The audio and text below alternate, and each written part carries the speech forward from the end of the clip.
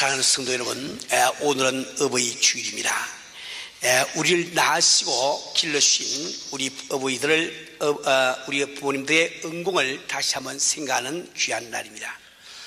세상에서 가장 귀한 것이 있다면 바로 하나님이겠죠.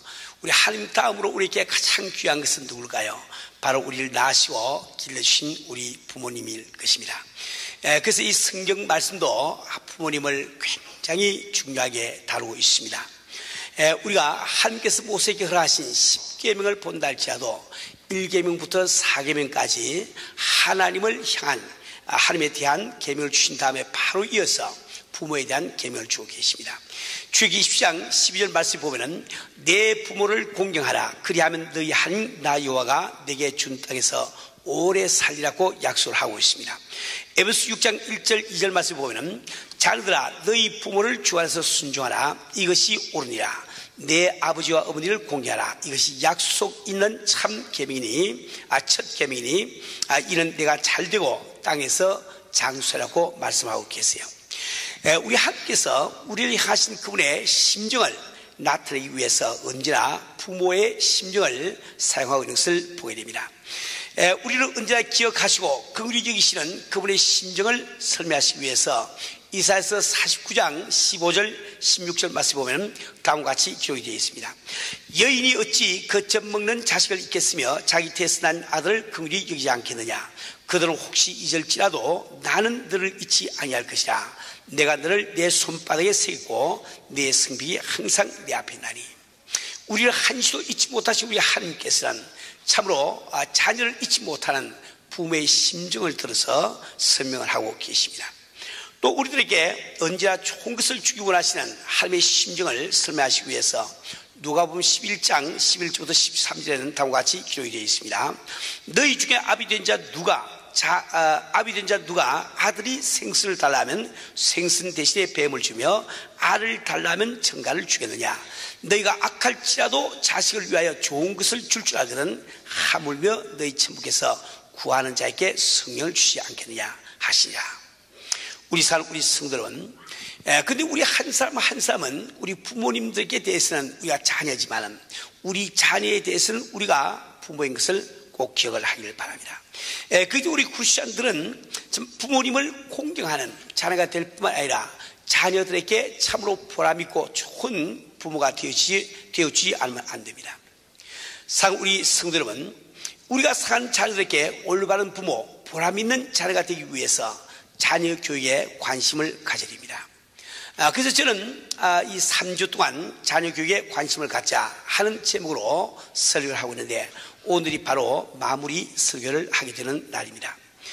우리는 올바른 부모, 보람있는 부모가 되기 위해서 4가지 분야에서 우리의 책임을 완수해야 된다고 말씀을 드렸습니다. 첫째는 지도자로서의 부모의 역할이요, 두 번째는 공급자로서의 부모의 역할이요, 세 번째는 훈련자로서의 부모의 역할이요, 또 네 번째는 하나님의 모형으로서의 부모의 역할이라고 말씀을 드렸습니다. 우린 지난 2주간 독에서 첫째와 두 번째는 우리가 공부를 했기 때문에 오늘은 세 번째 훈련자로서의 부모와 네 번째 하나님의 모형으로서의 부모에 대해서 말씀을 잠시 드리려고 합니다. 지난주에도 말씀드렸지만은 지금 이런 설교는 교육적인 설교이기 때문에 여러분들이 잘 머리를 써가면서 말씀을 잘 들으시길 바랍니다.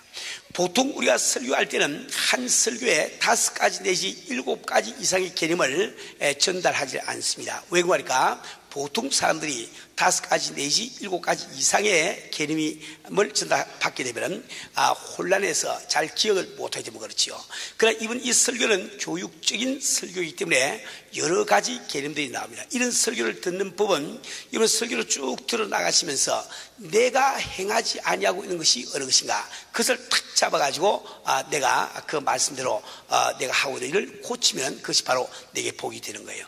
또 뿐만 아니라 이런 설교는 설교가 끝난 다음에 설교문이 나오면은 그 설교문을 다 보관해서 다시 한번 정리하시고 자기 자녀들이 이 교육에 적용시킬 것들을 다 뽑아서 적용을 하시면 참 좋습니다.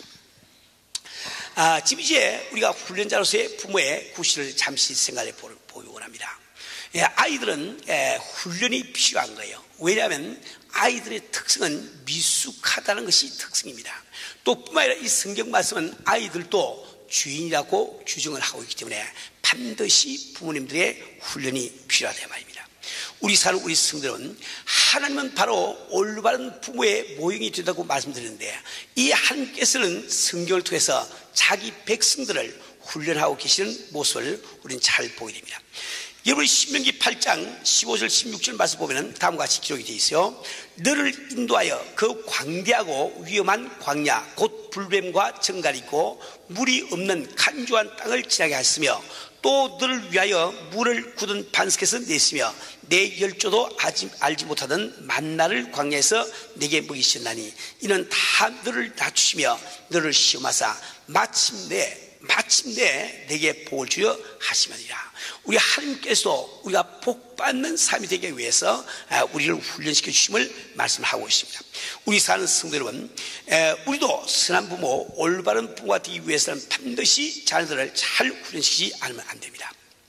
그런데 많은 사람들은 훈련이라고 하면 벌써 벌을 생각을 합니다. 그러나 훈련과 벌은 엄연히 구별되는 것을 꼭 기억을 하길 바랍니다. 세 가지 면에서 벌과 훈련이 어떻게 다른지 한번 살펴보려고 합니다. 우선 첫째로 목적 면에서 보면 벌은 언제나 정의를 구현시킨다는 측면을 지니게 됩니다. 아들이 잘못을 저질렀기 때문에 그 대가로 벌을 받아야 된다고 생각을 하게 된다 봐요. 그 반면에 훈련은 언제나 자녀의 성장과 성숙이 그 목적이 됩니다. 사람들이 생각할 때 하나님도 불하시는 하나님이 아니냐, 그래서 우리 부모들도 자녀에게 불하는 것이 무엇이 나쁜가, 이게 생각이 참 쉽습니다.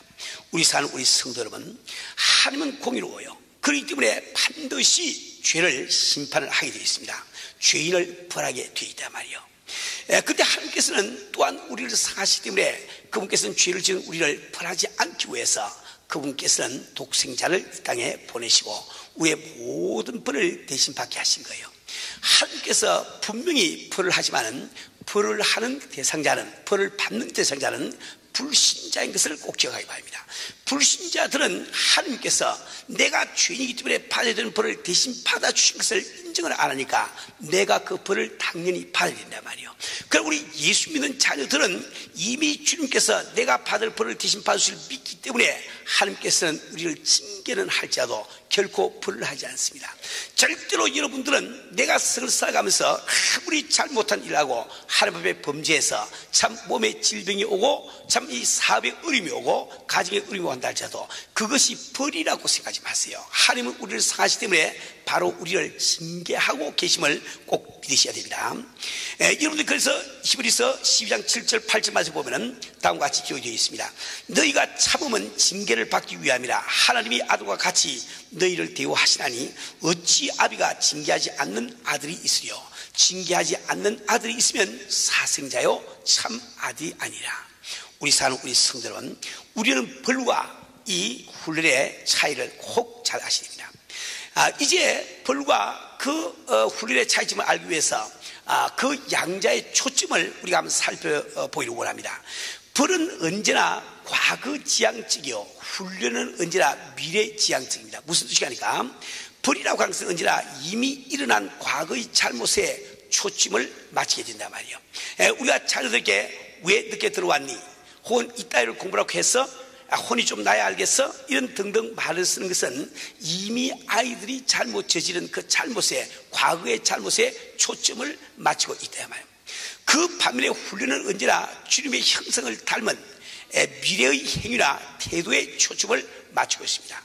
비록 야단을 치고 매를 때리고 혹은 TV를 못 보게 한다 할지라도 그것은 자녀의 장래의 행복을 위해서 그렇게 하고 있는 것입니다. 세 번째로 태도면에서 서로 달라요. 벌은 언제나 분노가 그 동기화됩니다. 그 화가 나는 것, 이것이 동기화된다. 그래서 야단을 치거나 혹은 매를 때리는 부모가 순간적이나마 이성을 잃게 되는 경우도 우리는 종종 보게 된다. 그러나 훈련은 언제나 사랑이 그 바탕이 되어 있는 거예요. 그래서 훈련하고 있는 부모는 비록 야단을 치고 혹은 꾸중을 한다 할지라도 결코 이성을 잃지 아니하고 조심스럽게 내가 하는 꾸중과 이 훈련에 대해서 자녀가 어떤 반응을 보이는지 살펴가면서 조심을 하게 되는 겁니다. 우리 성도 여러분, 벌과 징계의 차이를 다시 한번 간추해서 말씀드린다면, 사람들의 잘못에 대해서 벌을 가하는 것은 정의를 구원하여야 하는 판사가 하는 일이요, 잘못한 자녀들을 훈련시키기 위해서 하는 것은 바로 사랑하는 아버지가 하는 일임을 꼭 기억을 해야 됩니다. 우리는 자녀들을 키울 때 그 자녀들에게 내가 판사가 될 것인지 아버지가 될 것인지 우리는 결정을 하고 자녀들을 잘 다루셔야 됩니다. 우리 성도 여러분, 하나님께서 불신자에게는 바로 판사의 구실을 하시지만 믿는 자녀들에게는 아버지의 구실을 하고 있음을 우리는 잘 기억을 하셔야 됩니다. 우리 성도 여러분, 그렇다고 해서 아이들에게 매를 때리지 말거나 혹은 무슨 이게 용돈을 줄인다거나 혹은 TV를 보는 시간을 줄인다거나 이런 일을 하지 말라는 것이 아니에요. 그러한 일을 하더라도 오히려 그것을 언제나 상을 토대로 훈련으로 그 일을 하라, 이런 뜻이 되는 거예요. 우리 성도 여러분, 우리는 얼마나 많은 경우에 자녀들의 잘못에 화가 나서 때리거나 야단치거나 벌을 주면서 아이들을 위한 것이라고 잘못 생각을 하고 있습니까? 우리 성도 여러분, 그 벌과 훈련은 바로 아이들에게 심리적으로 어떤 영향을 끼치는지 잘 생각해 보셔야 됩니다. 여러분들이 벌을 주는 부모가 될 때 여러분은 알지 못하는 가운데 자녀들의 마음바탕에 공포와 두려움, 혹은 열등의식, 혹은 죄의식, 이런 것을 심어주게 되는 거예요. 이런 것이 바로 잘못된 성격을 형성할 때 큰 역할을 한단 말이에요. 우리 성도 여러분, 우리가 자녀일 때, 우리가 어릴 때 우리 부모님들은 이런 교육을 잘 몰랐어요. 성경을 잘 몰랐어요. 이 유교 사상에 젖어가지고 무조건 하고 자녀들 꾸중을 하고 벌을 주었단 말이에요. 그래서 우리 모든 이 한국 사람들은 대개 한 40대, 50대, 60대 되면은 전부 다가 성격이 좀 삐뚤어져 있습니다. 그래서 우리가 할 말을 다 하지 못하고 삶과 제대로 사귀지를 못하고 무슨 말을 시키면 뜨듬거리가 이 현상이 벌어진 이유가 바로 거기 있단 말이에요. 우리가 그러한 잘못된 교육을 받았기 때문에 우리 자녀들에게 잘못된 유산을 남겨주면 안 돼요. 우리가 받은 참 이 잘못된 교육, 거기서 족한 줄 아시고 우리는 돌이켜 성경 말씀을 따라서 올바르게 자녀들을 훈련시키지 않으면 안 된다 말이에요. 우리 성도 여러분, 우리가 자녀를 훈련시킬 때는 상당한 인내가 필요합니다. 그러나 그 훈련의 대가는 아주 큰 것을 이 성경 말씀하고 있어요. 우리가 참 자녀 어릴 때부터 마땅히 행할 바를 가르칠 때 늙어서도 그 길을 떠나지 않는다고, 즉 하나님의 축복받는 삶됨을 우리에게 말씀해 주고 있단 말이에요. 우리 성도 여러분, 근데 우리가 자녀들을 훈련시킨다고 할 때는 반드시 교정이라고 하는 과정이 들어갑니다. 즉 잘못된 것을 고쳐준다거나 혹은 잘 조작을 해준다든지 뭘 바꾸어 준다는, 즉 버릇을 고친다는 이런 면이 들어간다 말이에요. 근데 이 올바른 길을 가르치며 잘못을 수정해 주기 위해서 우리는 교정을 하게 되는데, 이 교정에는 굉장한 조심이 필요합니다. 이 조심을 하지 않게 되면 그 교정이 자녀를 위해서 좋은 것이 되는 것이 아니고 오히려 자녀를 빗나가게 하기 쉽다 말이에요. 우리가 자녀들을 훈련시키기 위해서 교정을 할 때 우리가 알아둬야 되는 것이 무엇이냐, 되게 9가지로 제가 말씀을 드리겠는데 이런 것은 다 외울 수가 없으니까 들으면서 나의 자녀 교육을 한번 이렇게 살펴보시기 바랍니다. 우선 제일 첫째로 교정하는 것, 이 교정한다 이 말은 즉 버릇을 고친다 이 말입니다. 교정하기 전에 부모가 먼저 본이 되지 않으면 안 되는 거예요. 우리 성도는 우린 자녀들에게 너 이렇게 해야 된다 저렇게 된다 말하면 참 쉽습니다. 그러나 중요한 것은 우리 자신이 먼저 그 본이 되지 않고는 결코 가르칠 수 없다고 말씀을 드렸습니다. 우리는 정말 하나님의 말씀대로 산다는 것이 너무나 힘든 것은 잘 알고 있어요. 그러나 여러분이 진정으로 자녀들을 사랑하신다면 그 자녀들을 위해서라도 당신이 먼저 그 말씀대로 사는 삶이 됐어요. 그러니까 그것이 자녀에게 큰 축복이 될 뿐만 아니라 여러분 자신에게도 큰 축복이 되심을 기억을 하기 바랍니다. 두 번째로 반드시 우리가 교정하기 전에 먼저 행할 바를 일러주지 않으면 안 됩니다. 우리는 보통 자녀 교육을 시키면서 우리 한국 사람들이 실수하고 있는 것은 자녀들에게 그들이 마땅히 지켜야 될 것들을 최저한으로 해서 분명히 이야기를 안 해준단 말이에요. 아이들은 자라면서 무엇이 옳은지 무엇이 이렇게 잘못된 길인지 알지 못하면서 자란단 말이에요. 우리는 그저 어린아이가 태어나면 그저 그 기호 가지고 오냐 하고 이제 응습 받아주더라고 전혀 그런 훈련을 못 시키고 있단 말이에요. 그래서 아이들이 빗나간다 이 말입니다. 우리 사는 우리 성도 여러분, 우리는 우리 부모님들의 그 하는 행동 가운데서 이런 그림을 많이 상상해 볼 수 있죠. 지금 어떤 참 어머니가 지금 바쁘게 일을 하고 있습니다. 혹은 이웃사람과 참 이렇게 긴한 언어를 하고 있단 말이에요. 그런데 지금 3살, 4살 혹은 4살, 5살 난 이 어린아이가 와서 엄마 하면서 붙들고 이제 자꾸 놀자고 그런단 말이에요. 그때 우리 부모들은 어떻게 합니까? 저리 좀 가 있어. 나 바쁘니까 저리 좀 가 있어. 정훈이가 놀아. 이렇게 이야기를 하고 만다요 말이에요. 그럼 아이들은 어머니 말을 듣고 정원에 나갑니다. 그러나 그 아이들은 5분, 10분이 안 돼서 그들은 권태를 느끼고 다시 또 들어와서 엄마하고 또 칭얼거리기 시작한단 말이에요. 그럼 우리 어머니는 되게 그때 아주 신경을 좀 내기 시작합니다. 좀 잘 좀 가 있으라니까. 엄마가 바쁘다니까 이렇게 하고 만다요 말이에요. 그래서 아이는 할 수도 하지만 그 애는 5분 10분 안 돼서 할 일이 없으니까 또 들어온다요 말이에요. 돌아서 또 엄마가 또 지금 이런 배 좀 맞아야 되겠어 막 하니까 아들 겁을 내가지고 방에 쑥 들어가고 만다요 말이에요.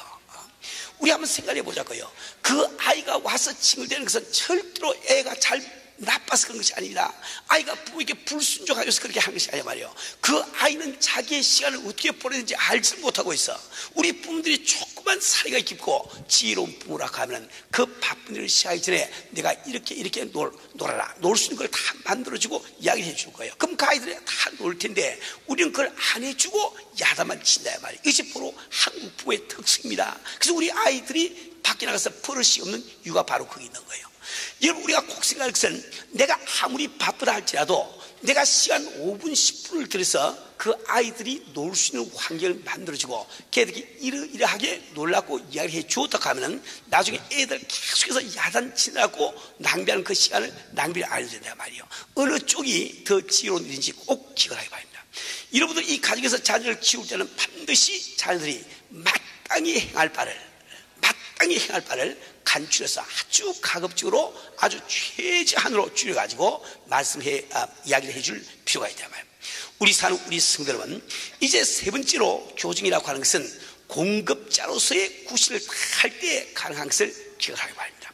우리는 훈련자로서의 부모의 구실을 하기 전에 공급자로서의 부모의 구실을 해야 된다는 이야기를 들었습니다. 우리는 자녀들을 위해서 육체적인 필요를 채워주고 그들의 정서적인 혹은 정신적인 이 모든 필요를 충족시켜주고 그 다음에 아이들에게 구중을 하거나 이렇게 교정을 하고 해야 됩니다. 우리가 부모가 할 일을 다 못하고 우리가 교정을 하려고 하면 아이들이 그 말을 받지 않는단 말이에요. 그럼 우리가 세상을 살아가면서 언제나 공급자로서 모든 의무를 다 할 수가 없단 말이에요. 우리가 어느 부모가 참 자녀에게 새끼 밥을 먹이기를 원치 않는 부모가 있겠습니까? 그러나 내가 가정 형편 때문에 새끼를 다 못 먹이고 두 귀만 먹일 때도 있단 말이에요. 어느 부모가 자녀에게 참 밥을 먹이기를 원치 않는 부모가 있겠습니까? 그러나 가정 형편상 밥을 못 먹이고 죽을 먹이거나 라면을 먹일 수 있단 말이에요. 어떤 부모가 자녀에게 좋은 옷을 입히기를 원치 않는 부모가 있겠어요. 그러나 가정 형편 때문에 내 사업 상황 때문에 아이들에게 새 옷을 못 사줄 때가 있다 말이에요. 그러나 여러분들이 솔직하게 공급자로서 구실을 다하지 못하고 있는 것을 자녀에게 사과를 하세요. 그 아이의 버릇을 고쳐주기 전에 고쳐줄 일이 있으면 먼저 아이들에게 내가 엄마가 이렇게 다 고쳐준 것은 참 미안하다 하고 한마디만 여러분 사과를 하더라도 아이들은 그걸 다 이해를 한다고요. 공급자로서의 자기 의무를 다 수행하고 가시다. 그때 여러분들이 아이들에게 이렇게 되지 않겠냐고 교정을 하게 되면 그 아이들은 잘 순복하는 마음으로 그 말을 잘 듣게 된다 말이에요. 우리 성도 여러분, 네 번째로 이 교정이라고 하는 것은 언제나 사랑으로 해야 합니다.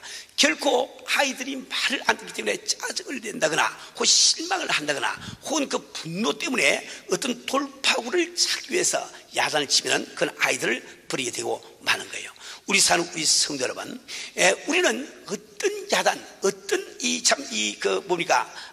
그 교훈을 한다 할지라도 자녀들이 부모님들이 나를 사고 있다 이것을 느끼는 동안은 전혀 반발이 없어서 참 잘 들어요. 그런데 부모가 나를 사고 있는 것이 안 깨달아지면 그게 잔소리로 들리고 아주 거북한 말로 들리게 된단 말이에요.